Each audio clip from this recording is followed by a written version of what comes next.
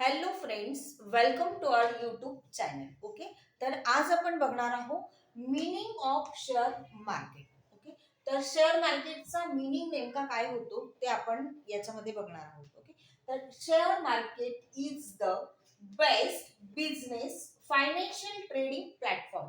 म्हणजे share market is the best business financial trading platform. Okay, तर याचा meaning काय होतो?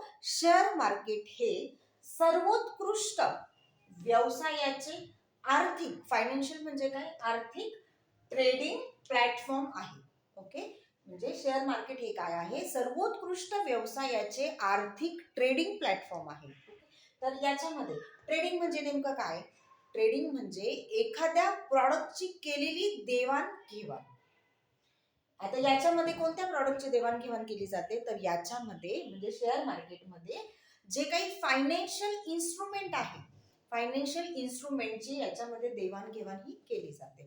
तर ते फायनान्शियल इन्स्ट्रुमेंट कोणतं आहे? फायनान्शियल इन्स्ट्रुमेंट आहे शेअर्स. फायनान्शियल इन्स्ट्रुमेंट कोणता आहे? शेअर्स. म्हणजे याचा अर्थ असा होतो की शेअर मार्केटमध्ये शेअर्सची देवाणघेवाण होत असते, त्याला म्हणतात शेअर मार्केट. ओके, तर आता आपण बघूया की what is the meaning of shares. तर शेअर्सचा अर्थ नेमका काय होतो ते आता आपण याच्यामध्ये बघूया. शेअर्स म्हणजे नेमकं काय आहे? शेअर्स म्हणजे समभाग. मराठीमध्ये आपण त्याला म्हणूया समभाग. ओके, तर the things to be equally divided. The things to be equally divided, तर त्याला आपण म्हणतो शेअर्स. म्हणजे शेअरिंग करणं. ठीक आहे, तर आता याच्यामध्ये इन जनरल लाईफ मध्ये फॉर एक्झाम्पल, आता शेअर्स आपण अगोदर एक छानपैकी एक्झाम्पल बघूया. तर एक सोसायटी असते, याच्यामध्ये तुम्हाला एक छानपैकी एक्झाम्पल इथे ड्रॉ करून दिलेला आहे. म्हणजे एक्झाम्पल तुम्हाला इथे दिसतंय. तर एक सोसायटी असते. ओके, तर त्या सोसायटीमध्ये 4 फ्रेंड्स राहत असतात. तर एकाचं नाव असतं सॅम, दुसऱ्याचं नाव असतं रेयू, थर्ड आहे आरू आणि फोर्थ वन आहे देव. ओके, तर हे 4 फ्रेंड्स जे आहेत तर त्यांची अगदी क्लोज फ्रेंडशिप असते. म्हणजे काय? त्यांची घट्ट मैत्री असते. तर आता हे चारही फ्रेंड्स एकत्र खेळायला येतात. तर मग आता यांच्यापैकी एकाला कळतं, म्हणजे सॅमला कळतं की त्यांच्या सोसायटीच्या बाहेर, त्यांच्या सोसायटीच्या बाहेर चॉकलेटचं शॉप आलेलं आहे.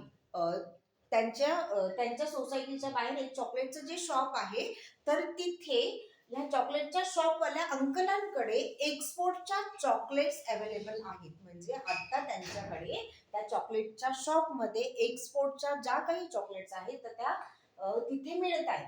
मग आता ते सॅम रेवूला सांगतो, आरूला सांगतो आणि देवूला सांगतो. हे सगळे फ्रेंड्स मिळून डिस्कस करतात. मग आता मुलं म्हटले तर मग त्यांना चॉकलेट्सचं तर क्रेजच आहे. त्यांना मग वाटतं की अरे आपण पण चॉकलेट्स घेऊया, राईट.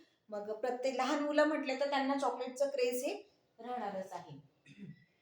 मग आता सॅम काय म्हणतो की अगोदर मी जातो चॉकलेटच्या शॉपमध्ये आणि अगोदर त्या चॉकलेटवाल्या शॉपच्या अंकलांना मी विचारून येतो की जे एक्सपोर्टचे चॉकलेट्स आहेत तर त्याची कॉस्ट किती आहे. ओके, मग काय होतं, हा सॅम त्या चॉकलेटच्या शॉपमध्ये जातो आणि त्या अंकलांना विचारतो की काका काका मला हा चॉकलेटचा बॉक्स हवा आहे.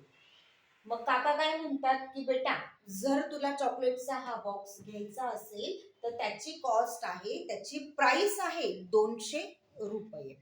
ओके, मग आता चॉकलेटवाले अंकल तर म्हणतात की याची प्राइस आहे 200 रुपये. मग तो त्यांना विचारतो की मला याच्यातल्या थोडेसे चॉकलेट्स मिळतील का? मग ते म्हणतात की नाही बेटा, घ्यायचा असेल तर तुला पूर्ण चॉकलेटचा बॉक्स घ्यावा लागेल. मी तुला त्याला थोड्या थोड्या चॉकलेट्स करून मी तुला नाही देऊ शकत. जर तुला परचेस करायचं असेल तर चॉकलेटचा बॉक्स घ्यावा लागेल. मग आता त्याला प्रश्न पडतो की जर चॉकलेटचं बॉक्स मला घ्यायचं असेल तर मग त्याची प्राइस आहे 200 रुपीज. ओके, मग आता त्याच्याकडे किती असतात? 50 रुपीजच असतात. किती? ओनली 50 रुपीज त्याच्याकडे असतात. मग तो काय विचार करतो, अरे माझ्याकडे तर फक्त 50 रुपये आहे, पण मग त्या चॉकलेटच्या बॉक्सची किंमत आहे 200 रुपये. त्या चॉकलेटच्या बॉक्सची किंमत आहे 200 रुपये. मग आता तो विचारात पडतो, अरे आता लहान मुलं आहेत, पॅरेंट्स तर काही खूप काही त्यांना पॉकेट मनी देणार नाहीये, बरोबर. मग त्याच्याकडे असतात फक्त 50 रुपये. मग तो काय करतो, तो जातो सगळ्या फ्रेंड्सकडे, पुन्हा तिकडे जातो आणि त्यांना सांगतो की अरे मी तर तिथे गेलो होतो, पण प्रॉब्लेम असा झाला की मी काकांना विचारलं, तर काका म्हणाले की जर तुला चॉकलेट्स घ्यायच्या असतील तर तुला त्या डायरेक्ट बॉक्स घ्यावा लागेल. ते सिंगल सिंगल चॉकलेट्स ते काही देत नव्हते. म्हणून मग तो काय करतो, सगळ्या फ्रेंड्सला सांगतो की त्या चॉकलेटच्या बॉक्सची प्राइस आहे 200 रुपीज. मग आता काय करायचं.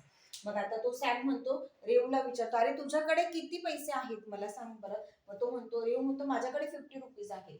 मग आरूला पण म्हणतो की अरे माझ्याकडे पण आहे, आणि देऊला पण विचारतो. मग ते सगळेजण मग आता विचार करतात, ते तर ऑलरेडी 4 फ्रेंड्स असतात. मग ते काय विचार करतात की प्रत्येकी म्हणजे पर हेड प्रत्येकाकडे 50-50 रुपीज त्यांच्याकडे आहेत. मग ते काय विचार करतात की जर समजा हे 50-50 रुपीज जर आपण एकत्र केले, म्हणजे सॅमचे 50 रुपीज, देवचे 50 रुपीज, आरूचे 50 रुपीज आणि देवचे 50 रुपीज. मग आता हे पूर्ण 50-50 करून टोटल त्यांचे किती अमाऊंट होते, 200 रुपीज आता त्यांच्याकडे कलेक्ट होतात. ओके. मग आता ते काय विचार करतात की आता आपल्याला सगळ्यांचे त्यांनी कलेक्ट करून त्यांच्याकडे अमाऊंट येते पूर्ण 200 रुपीज. ओके. पूर्ण अमाऊंट त्यांच्याकडे किती येते, त्यांच्याकडे अमाऊंट येते 200 रुपीज. मग आता त्यांना एक आयडिया सुचते की आता एक सेपरेट तर कोणी घेऊच नाही शकत ते चॉकलेट. म्हणून मग ते काय करतात की आता हे सगळे पैसे ते कलेक्ट करतात आणि कलेक्ट करून सगळे पैसे सॅमकडे देतात. सगळ्यांचे पर हेड 50-50 रुपीज करून मग त्यांचे पूर्ण पैसे होतात 200 रुपीज. मग ते पूर्ण पैसे 200 रुपीज घेतात आणि सॅमकडे ते पैसे देतात. मग आता तो सॅम काय करतो, पुन्हा ते सगळे 200 रुपीज घेतो आणि पुन्हा तो चॉकलेटच्या शॉपमध्ये जातो. आणि चॉकलेटच्या शॉपमध्ये गेल्यानंतर त्या अंकलांना तो 200 रुपीज देतो आणि त्यांना काय म्हणतो की हे 200 रुपीज घ्या आणि मला हा चॉकलेटचा बॉक्स तुम्ही द्या. ओके. मग तो काय करतो, त्या अंकलांना 200 रुपीज देतो आणि चॉकलेटचा बॉक्स घेऊन येतो. ओके. मग आता आता तो आता पुन्हा सगळ्या फ्रेंड्स कडे गेला. ओके. चॉकलेटचा बॉक्स तर तो घेऊन गेलेला आहे. मग आता जर तो चॉकलेटचा बॉक्स घेऊन गेलेला आहे, मग ते सगळे हॅपी होतात की चला आता आपल्याकडे चॉकलेटचा बॉक्स आलेला आहे, बरोबर. मग आता काय होईल, आता सॅम जरी सगळ्यांचे पैसे कलेक्ट करून घेऊन गेलेला आहे, पण मग ते फक्त एकट्या त्याच्यातल्या ज्या काही चॉकलेट्स आहेत तर त्या एकट्याचा तर ह्या चॉकलेटच्या बॉक्समध्ये फक्त सॅमचा अधिकार राहणार आहे का, तर नाही. फक्त सॅम हा त्याच्यामध्ये ओनर तिथे एकटा त्या सॅमचा तो चॉकलेटचा बॉक्स नाही होऊ शकत. मग त्याला काय करावं लागेल, आता यांनी कॉन्ट्री करून घेतलेलं होतं म्हणून त्या चॉकलेटच्या बॉक्समध्ये 1/4 डिव्हायडेशन होतं. म्हणजे आता हा जो पार्ट आहे हा सॅमचा आहे, हा रेयूचा आहे, हा आरूचा आहे आणि हा पार्ट आहे देऊचा. म्हणजे ह्या चॉकलेटच्या बॉक्स मध्ये 4 ठिकाणी डिव्हायडेशन ते केलं जातं. म्हणजे 4 ठिकाणी त्या चॉकलेटच्या बॉक्सचं त्याचं डिव्हायडेशन होतं. म्हणजे त्या चॉकलेटच्या बॉक्समध्ये 4 हिस्से केले जातात. 4 हिस्से केले जातात, त्याला म्हणतात शेअरिंग. मग आता ते हिस्से का केले जातात, कारण की त्याच्यामध्ये प्रत्येकाने कॉन्ट्री केलेली असते. सॅमचे 50 रुपये असतात, देऊचे असतात, आरूचे असतात आणि देऊचे असतात. सगळ्यांनी इक्वली कॉन्ट्री केलेली असते. म्हणून सगळ्यांना या चॉकलेटच्या बॉक्समध्ये इक्वली एक एक हिस्सा त्यांना त्यांच्या मालकी हक्काचा याच्यामध्ये मिळतो. म्हणजे याचा अर्थ काय होतो की या चॉकलेटच्या बॉक्समध्ये इन्व्हेस्टमेंट ही 4 फ्रेंडची असल्यामुळे मालकी हक्क जो काही आहे तो एका सिंगल फ्रेंडला नाही मिळणार, तर त्याच्यामध्ये 4 ठिकाणी डिव्हायडेशन केलं जाईल. 1/4 मालकी हक्क त्याच्यामध्ये राहणार आहे. म्हणजे याला काय म्हणतात, याला म्हणतात शेअरिंग करणं. राईट. हे आपण आता एक्झाम्पलच्या थ्रू याच्यामध्ये आपण बघितलेलं आहे. आता बघा, घरामध्ये जर समजा 4 भावंड असतील, तर आम्ही पण 4 भावंड आहोत. तर 4 भावंड जर आपण असू, तर ते 4 भावंडांना जर पॅरेंट्सने खाऊ आणलेला असेल, जर पॅरेंट्सने खाऊ आणलेला असेल तर त्या खाऊमध्ये जर समजा पप्पांनी एक चॉकलेट्स सॉरी केकचा केक आणला, तर त्या केक आणल्यानंतर तर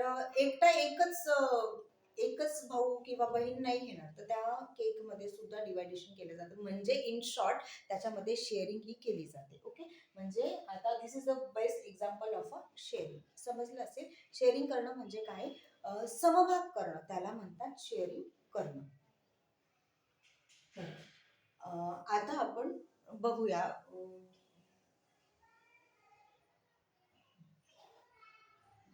तर हे झालं आपलं इन जनरल लाईफचं उदाहरण.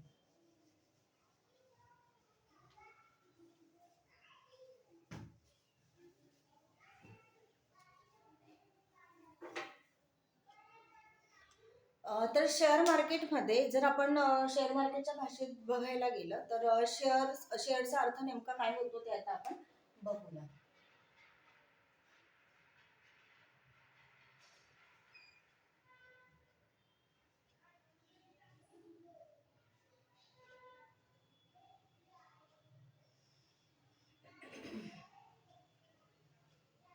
तर शेअर्स म्हणजे नेमकं काय असतं. Share is the unit of ownership of that company. Share is the unit of ownership of that company that may be purchased bye and investors. Okay, तर आता याच्यामध्ये बघूया, ही रिलायन्स नावाची एक कंपनी आहे. या कंपनीचं नेमकं आहे, who is the owner of a Reliance company.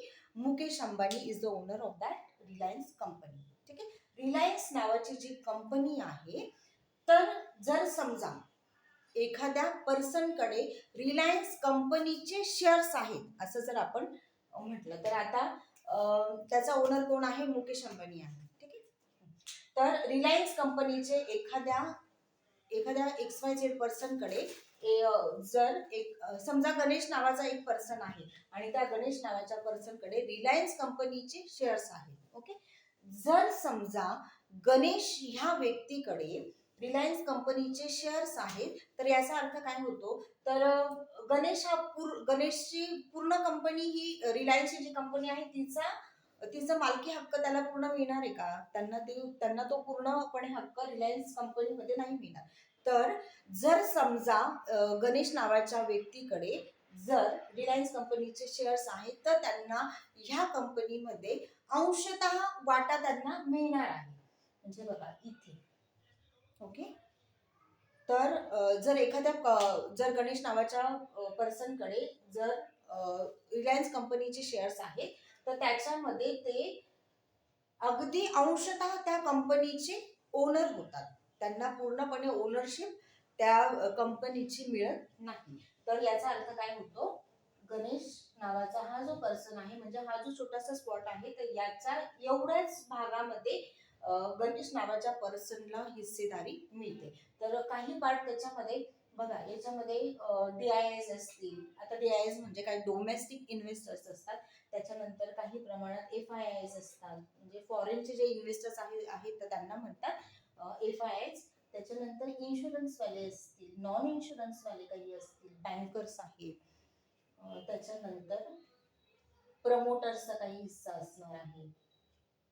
त्यानंतर इथे आपण नॉन इन्शुरन्स आहे, नॉन बँकिंगचा फायनान्शियल वाले काही असतील, नॉन इन्शुरन्सच्या काही कंपनीज आहेत. म्हणजे याचा अर्थ काय होतो, जर समजा आपण रिलायन्स कंपनीचे शेअर्स आपण घेतले, तर त्याच्यामध्ये त्या कंपनीमध्ये फक्त एकटा गणेश यांचेच नाहीये, फक्त ह्या पर्सनचेच शेअर्स त्याच्यामध्ये नाहीयेत. तर त्याच्यामध्ये फॉरेनचे इन्व्हेस्टर्स आहेत, डोमेस्टिक इन्व्हेस्टर्स आहेत, नॉन इन्शुरन्स वाले आहेत, प्रमोटर्स आहेत, इन्शुरन्स वाले आहेत. तर याचा अर्थ काय होतो, जर समजा आपण एखाद्या रिलायन्स कंपनीचे शेअर्स घेतले, तर आपण त्या कंपनीचे अंशतः मालक होतो. त्याला म्हणतात शेअर मार्केटमध्ये शेअर्स बाय करणे. म्हणजे आपल्याला रिलायन्स कंपनीचा मालकी हक्क जो आहे तो अगदी अंशतः मिळालेला आहे. तर त्याच्यामध्ये काय होतं, जर रिलायन्स कंपनीला प्रॉफिट झाला, तर त्या गणेश पर्सन जो काही आहे, तर त्यांनी जर रिलायन्स कंपनीचे जर शेअर्स घेतलेले असतील, तर त्यांना प्रॉफिट होईल. आणि जर समजा रिलायन्स कंपनीला लॉस झाला, तर त्यांना अंशतः त्यांनी जेवढे काही शेअर्स घेतलेले आहेत तेवढ्या प्रमाणामध्ये त्यांना लॉस हा चालू असेल. ओके, याला म्हणतात शेअर मार्केट. शेअर मार्केट समजलं. त्याच्यानंतर what is the meaning of a shares, आजचा आपला लेक्चर एवढंच होतं. ठीक आहे, thank you. Thanks for watching my video. जर तुम्हाला नेक्स्ट व्हिडिओ बघायचा असेल तर subscribe my channel. Okay, bye bye.